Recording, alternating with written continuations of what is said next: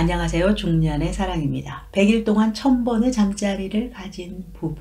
우리들은 살아가면서 유난히 잠자리를 좋아하는 사람들, 즉 남자 없이 못 사는 여자, 여자 없이 못 사는 남자, 이런 특별한 사람들의 이야기를 간간히 듣고는 합니다. 한 사람에게 만족하지 못하고 정착하지 못하고 여기저기 떠도는 사람들이 있죠. 그런 사람에게 왜 한 사람만 만나지 못하니? 라고 물어보면 남자나 여자가 없으면 잠을 못 자고 불안해한다고 말하고는 합니다. 좀 특별한 경우라고 말할 수 있죠. 이런 경우 여자들은 대부분 밤업소를 자기 직업으로 스스로 택하기도 합니다. 자신이 잠자리, 즉 성관계 갖는 것을 좋아한다는 것을 알기에 아예 직업으로 삼는 것이죠. 그랬다가 뒤늦게 남자친구가 알게 되어서 남자친구와 헤어지는 경우가 있기도 합니다. 이렇게 잠자리에 대해서 욕구가 강한 사람, 이런 사람은 특유의 끼를 타고난 경우이죠. 이런 사람들은 밤이 되면 특유의 밤 에너지가 또다시 솟아난다고 합니다. 자기 자신조차도 자신의 끓어오르는 감정, 욕구를 컨트롤할 수 없게 되는 경우입니다. 낮에 에너지를 충분히 쏟아부을 수 있는 육체적인 일을 함에도 밤이 되면 밤의 에너지가 또다시 분출된다는 것. 그런데 100일 동안 1000번의 성관계로 인해서 남자가 성불구가 된 경우가 있습니다. 계산상 하루에 10번씩 했다는 말이 되는데요. 말만 들어도 정말 어마어마하죠. 중국의 한 30대 여성이 성불구자가 된 남편을 상대로 이혼 소송을 제기하면서 세상에 알려지게 되었다고 하는데요. 이 여성은 유흥업소 출신이었으며 남편은 마라톤 선수 출신의 건장한 중학교 체육 교사였다고 합니다. 이 두 사람은 지인의 소개로 만나 결혼을 했다고 하는데요. 이 둘은 정력을 주체하지 못해서 밤이면 밤마다 성관계, 에너지를 소모했다는 것. 그런데 평균 하룻밤에 10번. 하지만 이렇게 부부가 관계는 좋았으나 남편이 후유증으로 응급실에 실려가게 되는 상황에 놓이게 된 것이죠. 키 185에 85kg의 건장한 신체의 소유자였던 이 남성은 병원으로 이송될 당시 체중이 35kg로 피골이 상접한 상태였다고 합니다. 이 남성은 또 아내보다 5살 어렸다는 것. 병원 측의 말에 따르면 이 남편은 머리카락이 많이 빠지는 등 신체 나이가 70대 노인과 비슷한 상태이며 성기능은 완전히 상실한 것으로 전해졌습니다. 남아있는 기대 수명도 5년 정도밖에 남아있지 않다고 해서 안타까움을 자아냈습니다. 하지만 남편을 이렇게 고자로 만든 책임이 있는 아내는 뻔뻔하게도 남편이 성불구자여서 정상적인 관계를 하지 못한다라는 이유로 이혼 소송을 제기했다는 것. 당시 치료를 담당했던 의사의 진단에 따르면 이 남성은 일반 남성이 감당할 수 있는 성행위 능력보다 약 25배 많은 성관계를 가졌으며 단기간에 특정 부위, 중요한 특정 부위를 과도하게 사용함으로 인해서 이러한 증상이 나타났다고 말했습니다. 여기서 우리는 궁금한 것이 생깁니다. 하룻밤 동안 10번의 관계가 가능한가? 네, 많은 남성분들이 당연히 가능하다라고 말씀하시겠죠.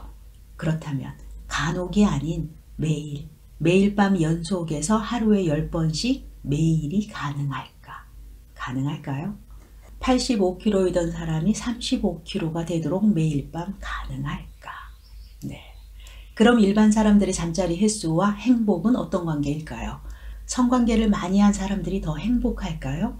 놀랍게도 더 행복해지는 것은 아니라고 합니다. 되레 정반대의 효과가 나타났다고 하는데요. 평소보다 2배 이상 잠자리를 가지게 했더니 이 사람들은 평소와 똑같은 횟수의 잠자리를 하는 사람들보다 행복하지 않다는 연구 결과가 나왔다고 합니다. 평소보다 더 많이, 자주 하는 사람들은 예전에는 밤 시간이 기다려지고 생각만 해도 떨렸는데 자주 하다 보니까 이젠 별로 기대되지 않아요. 더 이상 잠자리가 즐겁지 않습니다. 하긴 해야 하니까 어쩔 수 없이 하는 느낌입니다. 라고 대답했습니다. 결국 이 말은 잠자리를 좋아하는 남편과 잠자리를 별로 즐기지 않는 아내의 경우를 생각하면 이해가 쉬운데요. 평소보다 관계를 많이 했더니 오히려 예전보다 잠자리가 즐겁지도 않고 하고 싶다는 욕구도 더 줄어든다는 것입니다. 단, 섹스를 좋아하는 사람일 때는 많이 하면 할수록 행복감을 느낀다고 합니다. 결론은 나 자신이 잠자리를 좋아하는 사람이라면 매일 해도 마냥 행복할 수 있고, 일반적인 보통의 사람이라면 내가 하고 싶을 때 하는 것이 행복감을 더 많이 느낀다는 아주 평범한 진리인 것이죠. 그러니 잠자리를 많이 하는 사람은 행복하다라는 말은 맞지 않죠? 잠자리를 좋아하는 사람이 많이 할 때 행복하다라는 말이 정확한 표현이 되는 것입니다. 어쨌든 두 사람 중 한 명이라도 잦은 관계를 부담스러워한다면 많이 할수록 오히려 행복하지 않을 수도 있습니다. 잠자리는 정해진 때, 정해진 날 하는 것이 아니라 하고 싶을 때 해야 만족스러운 것이니까요. 고대 인도 의학서인 아유르베다는 성관계를 너무 자주 하면 생명이 단축된다라고 쓰여 있습니다.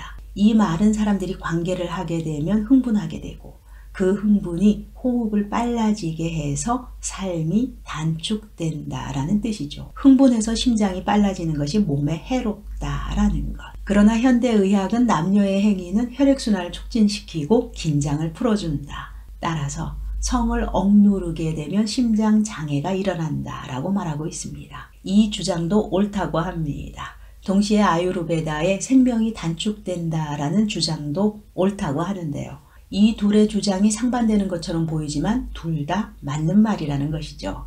사실 의학서 아유르베다는 5,000년 전에 만들어졌죠. 그 당시에는 모든 사람들이 심한 육체 노동을 하며 살았다는 것, 삶 그 자체가 노동이었던 것이죠.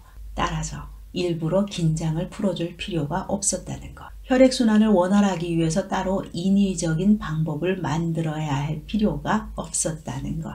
그러나 요즘 현대인들은 예전처럼 육체 노동을 하질 않죠. 오직 잠자리만이 예전과 같은 노동의 효과를 대체할 수 있게 되어 있습니다. 이 때문에 지금 현대의학의 주장이 우리 현대인들에게는 맞는 말인 것입니다.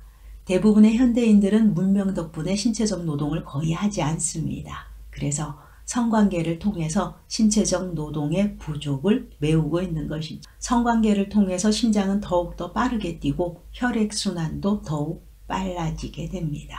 이때 우리의 호흡은 몸의 중심까지 깊이 내려간다는 것. 이 때문에 성관계를 하고 난 후에는 몸의 이완을 느끼게 되며 깊은 잠에 빠져든다고 합니다. 이렇게 남녀의 성관계는 어떤 형태로 즐기는가에 따라서 생활에 활력을 주는 활력소가 될 수도 있고, 기력을 보충해주는 보약이 될 수도 있습니다. 하지만 너무 과도한 관계는 체력 손실과 수명 단축의 지름길이 될 수도 있다는 것. 사실 남성 입장에서 잠자리는 엄청난 체력을 요구하는 일이죠. 성관계를 가진 이후에는 충분한 휴식을 취하고 체력이 다시 원상태로 돌아올 수 있도록 해야 합니다. 나의 몸의 컨디션이나 나의 환경을 고려하지 않는 잠자리는 아예 잠자리를 안 하느니만 못한 결과를 가져올 수 있습니다. 참고로 우리나라 남성들은 월 평균 5.23회, 한 달에 5번 정도의 관계를 가지는 것으로 나타났습니다. 중년의 사랑이었습니다. 감사합니다.